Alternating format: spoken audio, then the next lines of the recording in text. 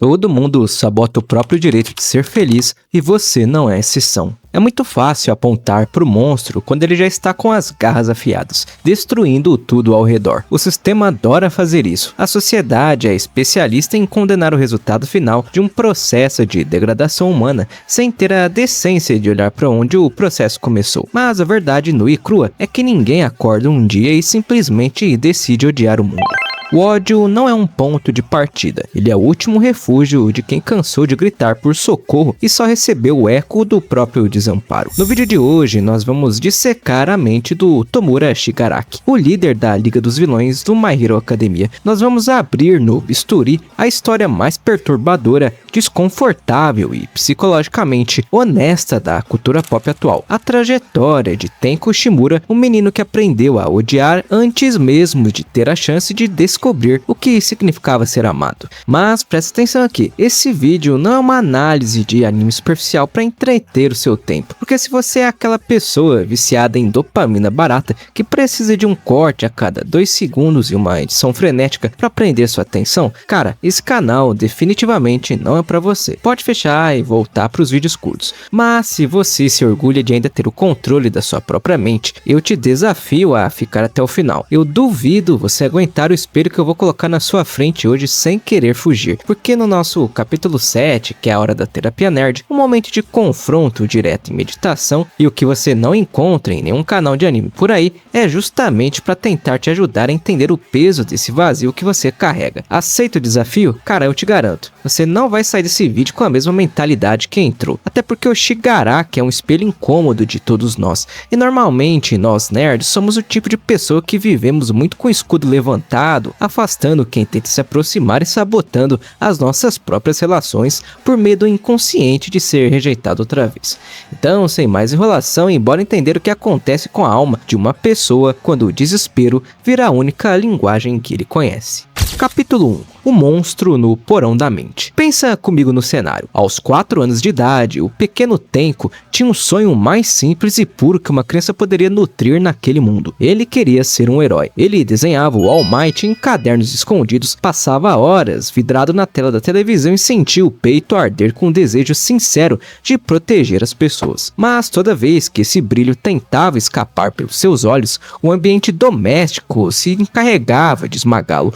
O pai proibia, castigava, trancava o menino do lado de fora no frio da noite apenas por ele ousar verbalizar o próprio sonho. Até que em uma tarde de domingo comum, o estresse acumulado no corpo daquela criança ativou algo terrível. Uma força de decomposição pura desperta em suas mãos. Em questão de segundos, o mundo do Tenko desmorona de forma literal. O cachorro da família, a irmã, a mãe, os avós, todos se transformam em pó diante dos seus olhos assustados. E quando o pai, a última testemunha viva daquela tragédia, olha para o próprio filho necessitado de amparo, ele não estende as mãos para acolhê-lo. Ele levanta o braço para agredir e o menino, em puro pânico, reage destruindo o pai também. Então, o silêncio. Um silêncio ensurdecedor, denso e sufocante que engoliu instantaneamente o jardim que segundos antes era um cenário da sua infância. Em questão de batimentos cardíacos, a realidade daquela criança foi resetada para o zero absoluto. Não havia mais os gritos autoritários do pai, não havia mais as regras sufocantes daquela casa, não havia mais punições. Mas preste atenção nisso, galera, o vazio que sobrou no lugar era infinitamente pior. Não havia mais o abraço da mãe, não havia o riso da irmã, não havia colo, não havia amparo, não havia mais ninguém. O Tenko ficou parado de pé, sozinho, no epicentro de um deserto de cinzas cinzentas, feitas dos corpos daqueles que ele mais amava e daquele que ele mais temia. Ele olhou para as próprias mãos trêmulas, com a pele em carne viva e descascada pela coceira neurótica, sem conseguir processar o paradoxo biológico que tinha acabado de acontecer. Ele tinha se defendido do perigo, mas o preço da sua legítima defesa foi a anulação completa do seu mundo. O cérebro de uma criança de 4 anos não tem a menor estrutura cognitiva para aguentar um trauma desse tamanho sem quebrar. O choque estraçalhou a linha temporal da sua consciência e ele não era apenas a vítima de uma rotina de abusos domésticos. A partir daquele segundo, ele se tornou o veículo da própria ruína. O menino que sonhava em estender a mão para salvar as pessoas, descobriu que o seu toque carregava o peso da morte. Ele deu as costas pro entulho de poeira que restou da sua história e começou a caminhar em direção à rua, arrastando os pés descalços, sem direção e carregando carregando nos ombros o fardo de uma destruição que ele sequer conseguia compreender, mas que o mundo cobraria dele pelo resto dos seus dias. Mas aqui vem algo sensacional que acontece com ele. Capítulo 2. O legado maldito e as testemunhas silenciosas. Para compreender o colapso do Shigaraki, nós precisamos ir além do ato da destruição e analisar a estrutura da família Shimura através de um conceito psicológico profundo: o apego desorganizado. Esse fenômeno ocorre na infância, quando a principal figura de cuidado e proteção, o pai, é simultaneamente a maior fonte de medo e perigo da criança. O cérebro do pequeno Tenko vivia um paradoxo biológico insuportável. O mesmo homem de quem ele precisava de aprovação era o homem que o agredia fisicamente e psicologicamente. E de onde vinha a fúria desse pai? Vinha de um trauma intergeracional não curado. Kotaro Shimura era filho de Nana Shimura, a antiga portadora do One for All, que abandonou o próprio filho na infância sob a justificativa de protegê-lo dos vilões. Kotaro cresceu com a ferida aberta de rejeição materna e, em vez de curar essa dor, ele escolheu terceirizá-la. Ele olhava para o desejo do Tenko de ser herói e enxergava o fantasma da mãe que o abandonou. O ódio que o pai passou para o filho não nasceu do nada, nasceu de uma dor que ninguém teve a coragem de curar. Mas o elemento mais doloroso dessa dinâmica não era apenas a agressão do pai. Galera, eram as chamadas testemunhas silenciosas. A mãe, os avós e a irmã do Tenko sabiam do abuso. Eles viam o menino chorar no pátio, sentiam o peso da tirania doméstica, mas escolhiam o silêncio, escolhiam não intervir para manter uma falsa paz familiar, sacrificando a sanidade daquela criança no processo. Para a mente de um menino de 4 anos, o silêncio de quem ama dói exatamente igual ao soco de quem bate. O silêncio da mãe dizia pro Tenko: a sua dor não vale o risco de um confronto. A traição final desse sistema familiar acontece quando a irmã Hana leva Tenko até o escritório proibido do pai para ver a foto da avó. Uma escolha de cumplicidade infantil. Porém, quando o pai descobre a infração, o medo da punição fala mais alto e Hana joga toda a culpa nas costas do irmão mais novo. Ela corre pro colo da mãe enquanto Tenko é deixado sozinho para sangrar. A traição mais pesada não vem de inimigos declarados, vem de quem você achava que estava do seu lado na trincheira. Quando as mãos do Tenko começam a coçar intensamente e manifestam a individualidade da desintegração, o que vemos não é um acidente biológico, é o transbordo físico de uma mente saturada de rejeição. Ao tocar as pessoas que amava e vê-las desminguar como areia, o garoto experimentou a fratura definitiva da sua psique. Ele não queria matar, ele queria um abraço que estivesse com seu pânico, mas o universo entregou a ele o poder de apagar a existência daquilo que ele mais precisava tocar. Capítulo 3. O desamparo apreendido e a captura da alma. Depois da tempestade de cinzas no jardim, o pequeno Tenko vai pra rua. Sujo, ensanguentado, com a pele rasgada por uma coceira compulsiva, ele vaga por dias no meio da multidão urbana. E é aqui que a crítica social da obra se torna cirúrgica.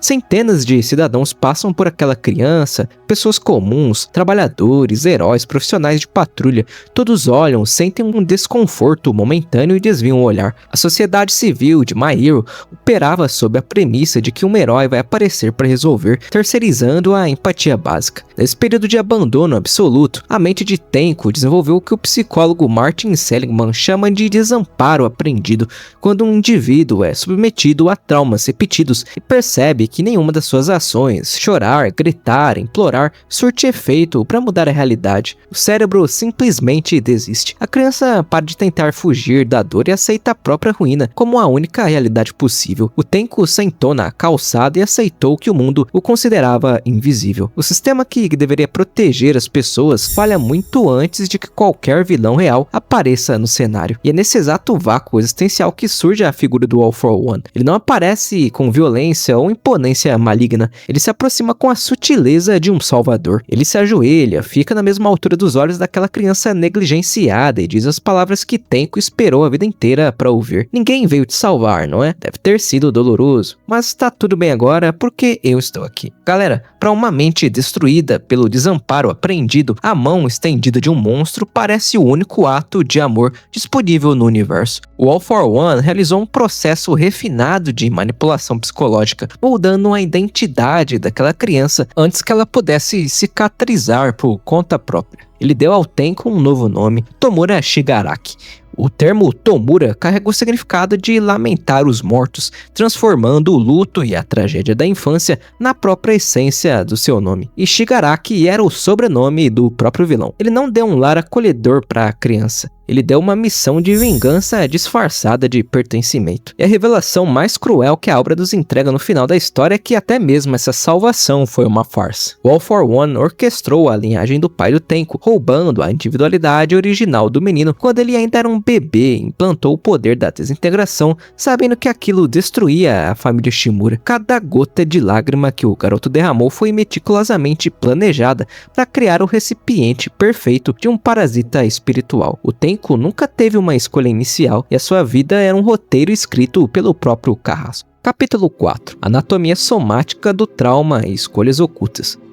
Quando encontramos Shigaraki na fase adulta, a sua imagem é uma das mais bizarras da cultura pop. Um jovem magro, de olhar vago, com 13 mãos humanas mumificadas presas ao longo do seu corpo e do seu rosto. O espectador casual que enxerga aquilo apenas como um visual macabro do vilão do anime. Mas a psicologia somática nos mostra que aquilo é a literalização física do trauma não processado. Mas o que seria isso? São aquelas mãos que pertencem aos seus familiares mortos. Ele carrega o peso dos seus fantasmas costurados na própria pele. Ao mesmo tempo, o Shigaraki possui o tique constante e violento de coçar o pescoço até sangrar. Na neurobiologia do trauma, o corpo armazena a memória física do estresse muito depois que o evento passou. A coceira compulsiva do Shigaraki era o seu sistema nervoso central preso para sempre naquele domingo de horror. Toda vez que ele se sentia contrariado ou frustrado, o corpo lembrava do jardim, do cheiro da poeira e da dor da rejeição do pai. E agora eu preciso que você parem por um segundo e façam uma conexão honesta com a sua vida. No meio do caminho entre o trauma da infância e a nossa vida adulta, a gente começa a tomar escolhas ocultas. O Shigaraki escolheu carregar aquelas mãos porque, de alguma forma bizarra, aquela dor era a única coisa que restava da sua identidade. Se ele tirasse as mãos, ele não saberia mais quem ele era. Ele não conseguia esquecer o que aconteceu no passado, então ele escolheu carregar no corpo o que a mente não tinha forças para processar. Pensa no seu dia, quais são as mãos mumificadas que você escolheu carregar no seu corpo hoje? Qual é o ressentimento de um relacionamento de anos atrás que você se recusa a soltar? Qual é a mágoa da sua criação que você usa como desculpa para tratar as pessoas com frieza no seu trabalho ou no seu relacionamento atual? A gente escolhe manter nossas feridas abertas porque temos medo do vazio que vai sobrar se a gente finalmente se curar. O rancor vira uma identidade confortável. A grande virada psicológica do Shigaraki acontece na sua batalha contra o Redestro. Encurralado, prestes a morrer, as memórias reprimidas da sua infância voltam com força total. E no momento da maior clareza da sua vida, ele toma uma decisão existencial. Ele olha para a mão mumificada do pai, presa ao seu rosto, a mão que representava a tirania e a culpa, e a esmaga com os próprios dedos. A partir daquele segundo, Shigaraki para de coçar o pescoço. A obra não usa diálogos explicativos, mas a mensagem é violenta. Ao escolher destruir o símbolo do seu opressor, ele encerrou o luto interrompido. Ele parou de carregar a dor do pai, mas em vez de escolher o caminho da cura, ele usou aquela liberdade recém-adquirida para abraçar o niilismo absoluto. Ele escolheu que, se o mundo não tinha sentido, a única função seria apagar o mundo. Às vezes, a única forma de parar de carregar o peso de uma dor antiga é ter a coragem de olhar para ela de verdade e deixá-la queimar.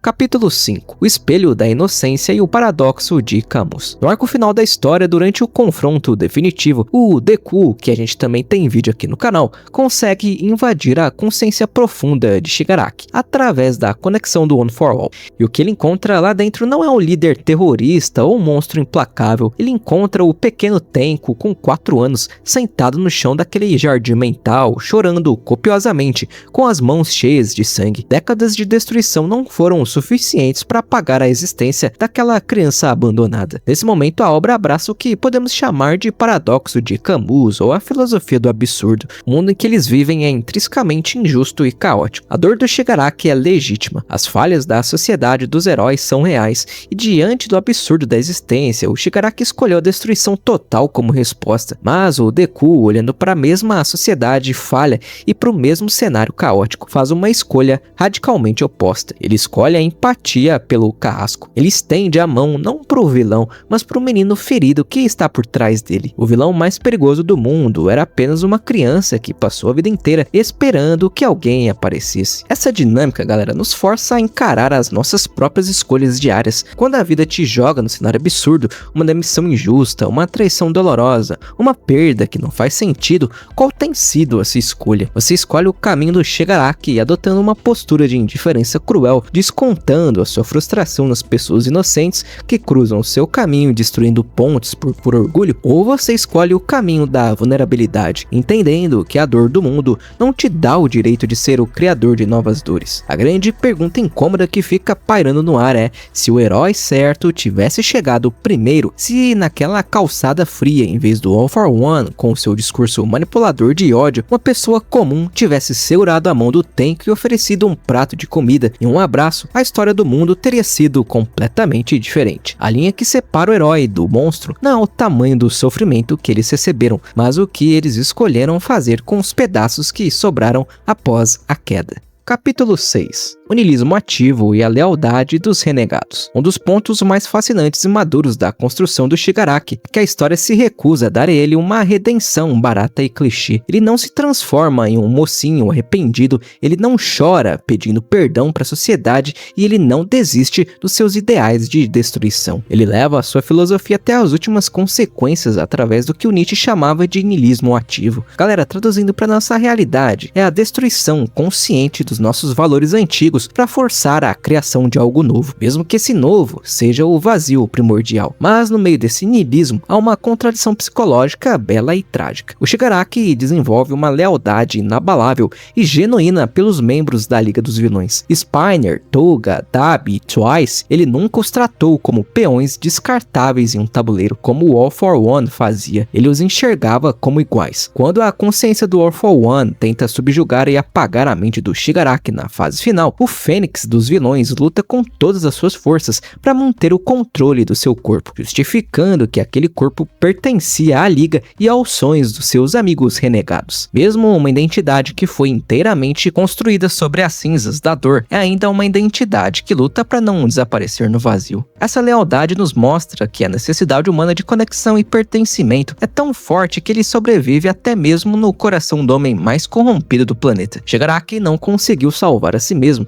mas ele escolheu ser o porto seguro para aqueles que, assim como ele, foram rejeitados e marginalizados pelo sistema. E no instante final da batalha, quando o Deku finalmente alcança o núcleo da alma do Tenko e oferece a validação da sua dor, Shigaraki aceita o fim. Ele não muda de lado, mas ele interrompe a marcha da destruição, aceitando desaparecer porque pela primeira vez desde aquela tarde de domingo no jardim, a sua existência foi verdadeiramente testemunhada por alguém que não queria usá-lo como arma. O desespero dele finalmente encontrou um lugar para pousar e descansar.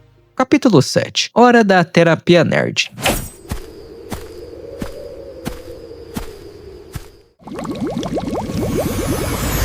Galera, eu quero sentar com isso com vocês por um segundo.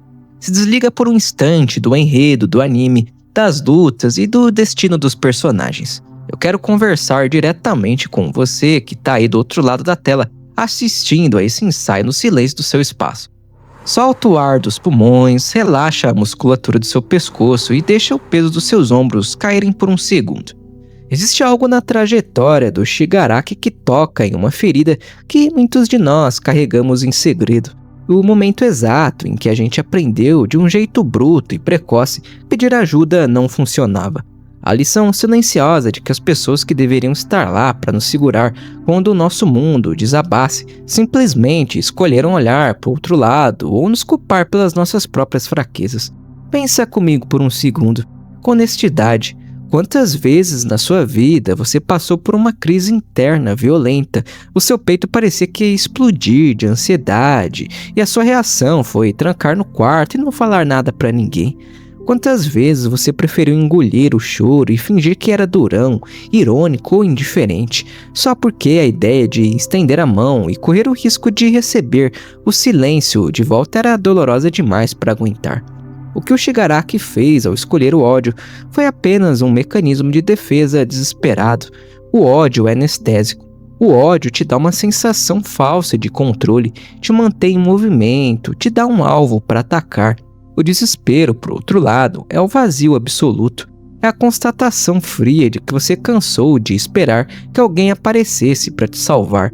E tem muita gente hoje vivendo nessa frequência, uma espécie de cansaço antigo na alma, a sensação crônica de que você só pode contar com suas próprias mãos, mesmo que essas mãos estejam machucando você todos os dias. A história terminou com Deku alcançando o pequeno Tenko dentro do labirinto da sombra. O socorro chegou, mas chegou muito tarde para consertar o passado. Chegou tarde para salvar a vida dele, mas chegou a tempo de dar paz para aquela criança que ainda chorava no jardim. A coisa mais corajosa que você pode fazer pela sua vida hoje não é continuar vestindo essa armadura de pessoa autossuficiente que não precisa de afeto. Não é continuar sendo o forte que aguenta toda a negligência do mundo sem reclamar. A verdadeira coragem, o seu verdadeiro renascimento, começa no dia em que você escolhe abaixar a guarda e se permitir ser ajudado. Começa quando você aceita que a dor do passado não precisa ser o roteiro definitivo do seu futuro. Se permita errar, se permita ser vulnerável. Deixa alguém de verdade entrar e ver os seus pedaços quebrados, sem o medo neurótico que eles vão te descartar de novo. Você não é o monstro que as circunstâncias da vida tentaram criar. Você é apenas alguém que passou o tempo demais esquecido no frio do jardim e que agora merece, finalmente, aprender a andar sob o sol. Se você curtiu esse vídeo e se tudo isso fez sentido pra você, curte o canal e se inscreve pra fortalecer. Eu, Mortis, tô aqui pra sentar e conversar com você de peito aberto pra destrinchar as nossas feridas até os ossos, que se escondem por trás das máscaras dos nossos personagens favoritos, sejam elas de games, animes, filmes e por aí vai. Todas elas que marcaram a nossa infância. Se essa reflexão tocou em algum lugar, deixa um relato aqui nos comentários. Qual é o fardo ou mágoa que você escolheu começar a desintegrar da sua vida a partir de hoje? Então, coloca suas notificações para não perder os próximos vídeos e até a próxima, mutantes da internet.